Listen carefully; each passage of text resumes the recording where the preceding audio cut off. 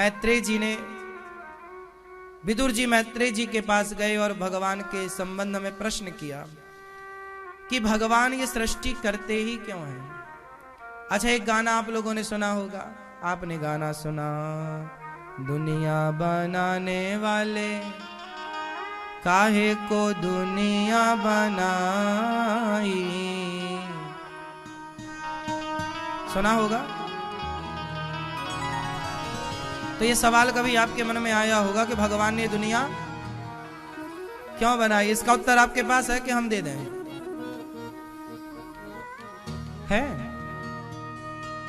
दुनिया बनाने वाले क्या तेरे मन में समाई, काहे को दुनिया बनाई, काहे रे मन में समाई।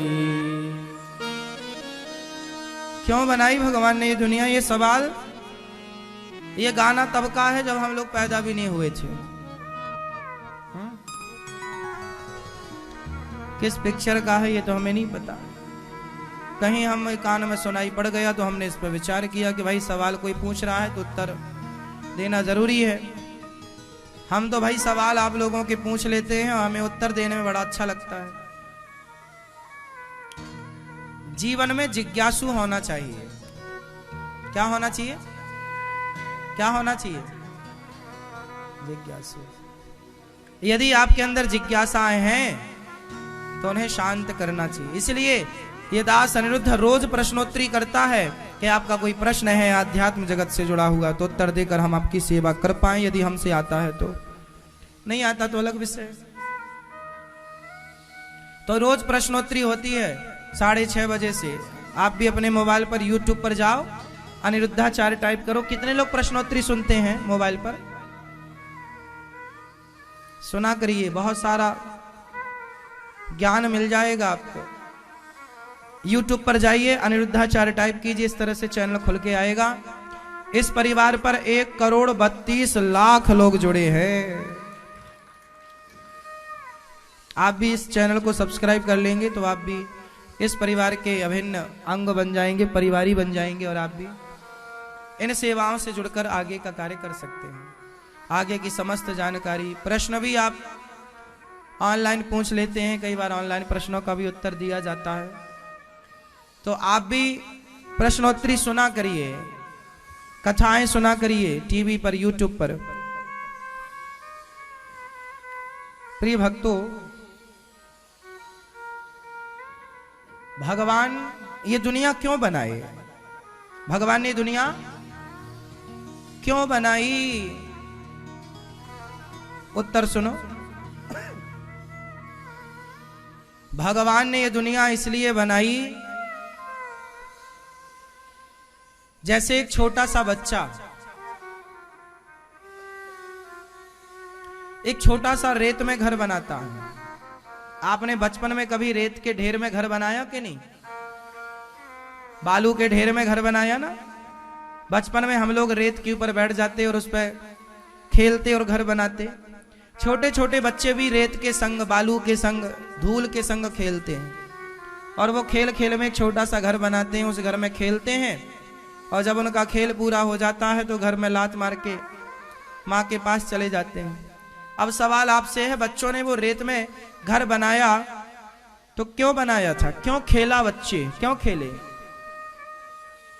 और जाने लगे तो तोड़ क्यों दिया घर को? खुद से बनाया था तो बताओ। बच्चों ने खेल खेल में घर बनाया, क्यों बनाया? उत्तर दो। हाँ हाँ, बच्चों ने घर इसलिए बनाया अपने आनंद के लिए। उन्हें उसमें आनंद की अनुभूति होती, सुख मिलता है। बोलो हाँ।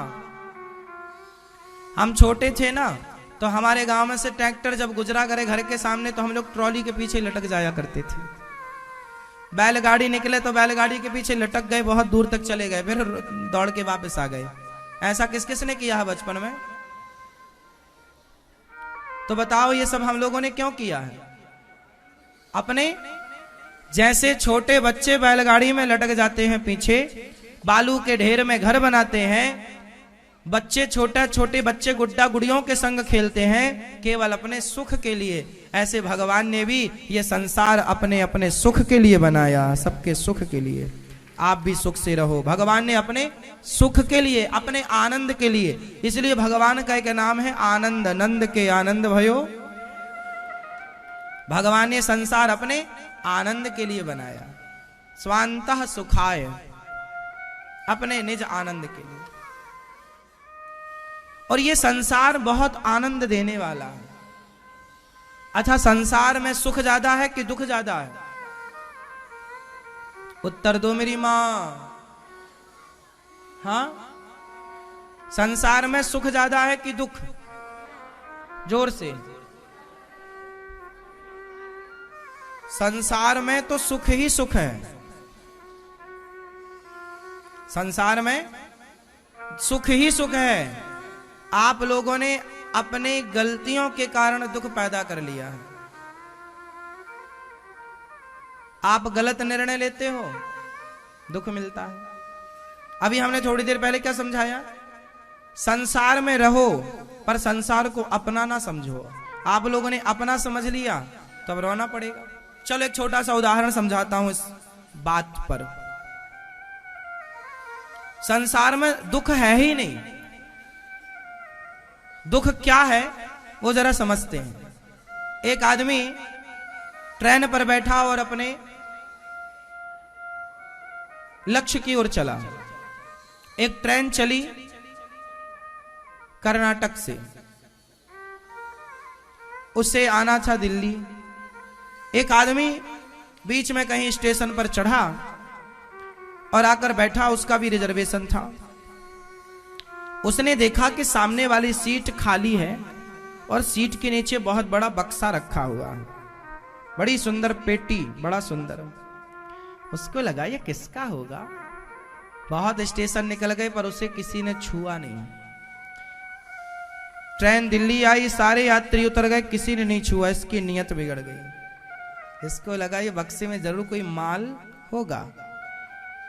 उसने बक्सा उतारा और जैसे ही प्लेटफॉर्म पर पहुंचा, पुलिस वालों ने आकर डंडा ठोका। क्या है इसके अंदर?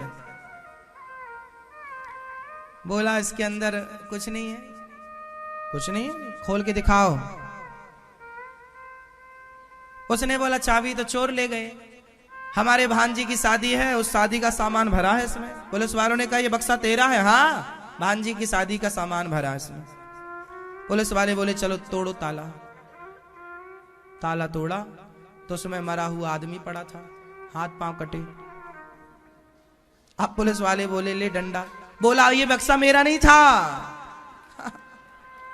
अभी क्या बोल रहा था? मेरा था। और अब क्या बोल रहा है? मेरा। पुलिस वाले ने दिया डंडा, जेल, जुर्माना और ना जाने उम्र कैद की सजा। तूने मर्डर किया है, फ्री में फंस गया।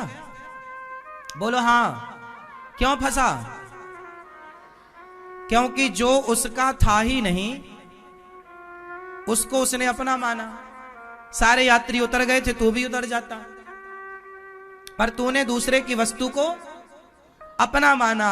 उसी तरह आप भी संसार में आओ, आनंद से चले जाओ तो कोई दुख नहीं है, पर आपने भगवान की वस्तु को अपना मान लिया। ये बेटा मेरा, ये परिवार मेरा। जब अपना माना है तो रोना पड़ेगा, पुलिस के डंडे पड़ेंगे। तुमने अपना माना है तो अब खाओ जेल की हवा। आपकी गलती है कि आपने संसार को अपना क्यों माना। आपने गिरधर गोपाल को अपना क्यों नहीं माना। इसलिए आप दुखी हो, परेशान हो। आपकी तो रोते रोते जा रही है जिंदगी। महाराज जी बड़ा कष्ट है, वो संसार में बड़ा दुख है। काहे दुख है? काहे माना अपना तुमने संसार को? क्यों नहीं विवेक से रहे?